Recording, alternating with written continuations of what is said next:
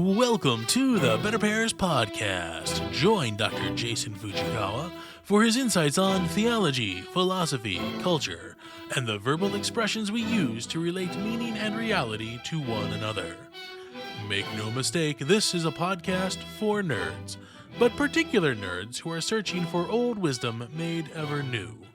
To learn more about the Better Pairs cultural empire, please visit betterpairs.com. Greetings, I'm your host, Dr. Jason Fujikawa. Season 4 of the Better Pairs podcast continues with Catholic Heresy. The full Season 4 schedule of episodes is now posted, so head over to betterpairs.com/schedule and be sure to sign up to our email list so that you are the first to know of future podcast drops. Please stick around after the episode proper to learn more about Better Pairs and how you can support its fruit for the human soul. And now, on with the episode. Season 4, Episode 5, Catholic Heresy. Ask the rara avis of our modern epoch, the well-catechized Catholic, concerning the meaning of that identifier and third mark of the Church, Catholic, and you are likely to hear how the Catholic Church is universal. This is generally understood in spatial or geographic terms, complementing the temporal claims of the fourth mark, apostolic. Perhaps the more subtle of respondents will note that while historically the Church began in Jerusalem on Pentecost and therefore was not accessible to those who would believe upon hearing the gospel until the feet of those carrying the euangelion reached them, yet in principle and potency the Catholic Church remained open and eager to welcome them into God's grace. There is, however, that other and more fundamental meaning of Catholic or katholikos, befitting its canonization in the Creed of Nicaea. The word creed is derived from the Latin credo, the I believe at the beginning of such a profession of faith. The Greek term for such a profession is σύμβολον, which we recognize as symbol, as in the symbol of faith in English. To the ancient Greek practice and imagination of the 4th century A.D., the σύμβολον was a token such as a coin or ceramic object that had been broken in two and distributed to members of the underground church.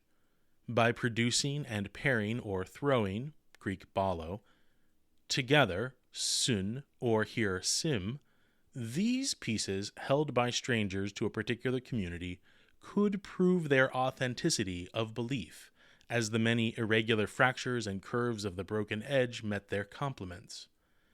This is not unlike the pairing of public and private keys in the Bitcoin ledger, which are needed to access and direct encrypted wallets.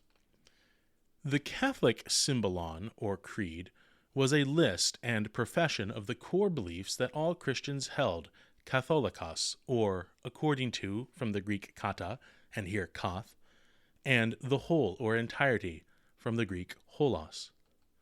On this account of core Christian belief, complete fidelity was and is required. The modern 80-20 rule of business, or even Meatloaf's 2 out of 3 ain't bad, would not suffice for the Church of the Catacombs and the Colosseum. In horror then did the Church arise from the catacombs after the Edict of Milan in the year 313, and realized that there were Arians in their midst, and a confrontation with the Trinitarian heresies upon them. Heresy strikes the ear as a charged word, despite functioning as an arbitrary phonetic construct for most. Culturally, it bears with it a pejorative connotation, something accusatory to make the hair on your arms stick up, and yet sticking in the other sense is more on the mark, and yet off this third mark.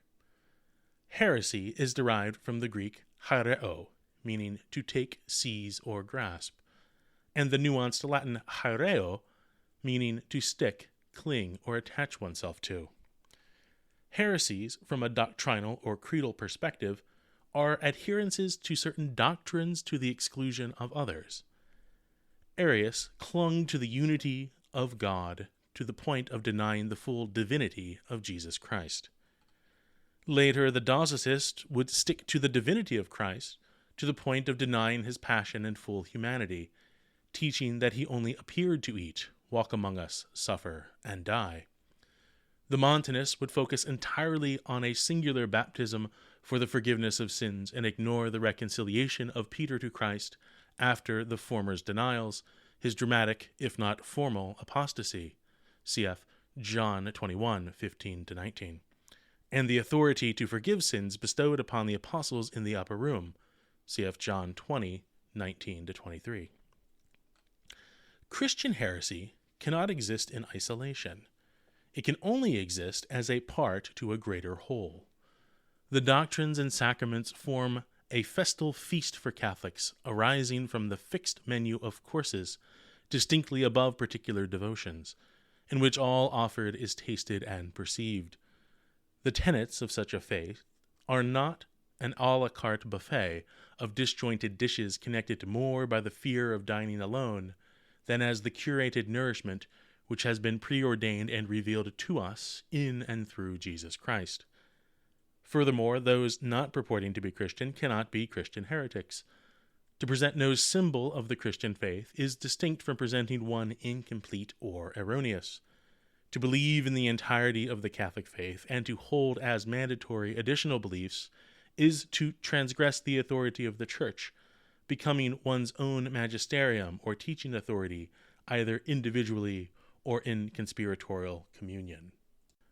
What, then, is the earnest Catholic Christian to do when orthodoxy is pain, that is, a cross, and everyone telling us otherwise is trying to sell us something? We ardently desire the peace that only Jesus Christ can give, yet he informs his disciples in Matthew 10:34 that he came to sow, or literally throw, here ballot, not peace, but a sword. The unity of the symbol of faith is achieved through a division apart from what persists contrary to its fullness. The arbiter of this division, however, is the way, the truth, and the life, not a collection of doctrines, but a person who founded and sustains his people as their priest, prophet, and king. Furthermore, he has initiated all the baptized into these offices, or munera, see Season 1, Episode 6, Community, and, to a distinct degree, those men anointed to his ministerial priesthood beyond the fruit of theological pundits and their punditries.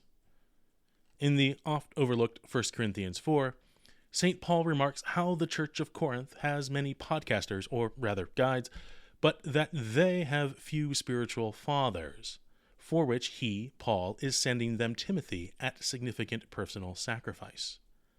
Ours is the age of clinging to spiritual fathers, a new patristic age, late born. Such pastors of the good pastor give pasture through the Pasch. Ours is the age of prudence in probity, of cruciform trust entrusted to proven men, of grave burdens and enlightened yokes that become a certain surprising jocund levity.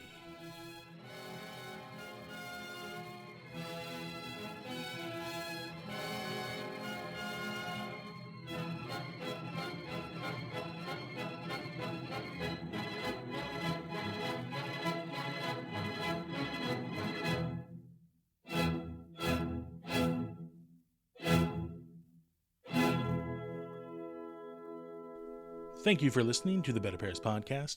The Better Pairs Podcast is offered free through the wonder of the internet, but made possible through the continued contributions of our listener audience. Our crowdfunding program, Better Pairs Leaves, is simple and, some might say, elegant in design. For your monthly contribution of $15 or more to Better Pairs, you will receive a thank you gold back in the mail, along with an update on the work of Better Pairs. Please visit betterpairs.com/leaves for more information and to contribute. Better Pairs Leaves is like a Patreon, but with fractional physical gold instead of behind-the-scenes and blooper reels. If you have been listening to the Better Pairs Podcast or the Confederal Reserve for some time and recognize that the ideas shared stand out from other offerings of the internet, are worth sharing, and are worthy of your support, this community-driven contribution program is for you. If you are an adult in the Oklahoma City area, consider attending one of our participatory reading fellowships. Currently, we are reading the plays of William Shakespeare and The Lord of the Rings by J.A.R. Tolkien. More information and registration are linked at betterpairs.com. Lastly, the Better Pairs Memorare prayer campaign continues. Pledge and report your offered prayers for the success of Better Pairs at betterpairs.com/memorare. Thank you for your continued patronage of attention, prayers, and Federal Reserve notes.